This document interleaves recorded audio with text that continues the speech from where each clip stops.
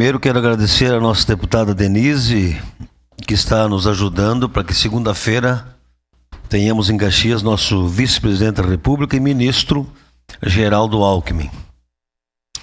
Vejam que enquanto o país nos dá um exemplo de união, de amor ao próximo, igrejas, instituições, empresas, time de futebol, nós, Caxias, cada vez mais querendo desunir, querendo ir contramão.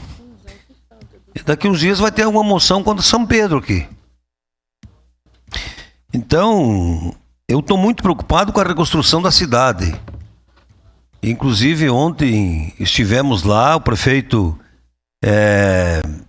está aí comprando uma usina de asfalto, que é uma bela de uma iniciativa. Mais de 150 máquinas, praticamente só pelo óleo, trabalhando nos nossos interiores para que a gente possa escoar a produção.